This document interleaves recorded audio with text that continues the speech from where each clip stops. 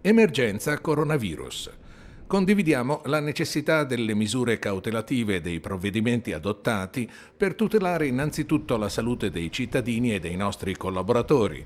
Nel riconoscere quindi questa priorità, ha affermato il presidente di Confartigianato Vicenza e Veneto Agostino Bonomo, è nostro compito da un lato applicare le disposizioni adottate e contribuire alla loro osservanza, dall'altro rappresentare gli effetti negativi sull'attività delle nostre imprese. E proprio rispetto a questi è stata avviata un'attività di monitoraggio. Confartigianato, da subito, ha chiesto l'attivazione di un tavolo di crisi economica a livello nazionale che guardi alla situazione nel suo complesso e non solo alle aziende che hanno rapporti diretti con la Cina. Contemporaneamente alla Regione è stata chiesta l'attivazione di una cabina di regia per valutare la gestione economica e occupazionale e per chiedere al Governo e poi coordinare interventi straordinari di sostegno alle imprese e ai lavoratori. La risposta non si è fatta attendere e il presidente Zaia, assieme a tutti gli assessori della Giunta, ha incontrato i rappresentanti del mondo produttivo e delle istituzioni del Veneto.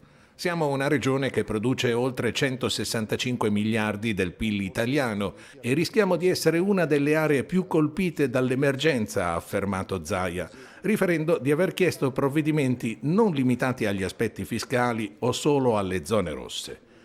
Attiva su questo fronte è anche la Confartigianato Nazionale, presente ai tavoli aperti dall'esecutivo, ove i rappresentanti della Confederazione stanno riportando le esigenze delle imprese e le ripercussioni sul sistema produttivo.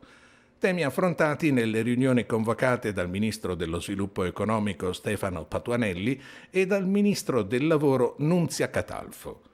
Per quanto ci riguarda, sia come imprese che come associazione, ha proseguito il presidente Bonomo, ci sentiamo in dovere di applicare quella responsabilità sociale e civica di cui anche in altre circostanze abbiamo dato prova. Agli associati, Confartigianato Vicenza suggerisce di valutare l'adozione di misure precauzionali che permettano ai collaboratori di lavorare in tranquillità e sicurezza.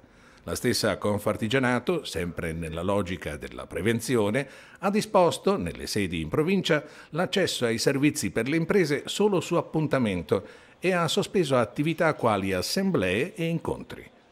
Questo alla data in cui registriamo il presente servizio.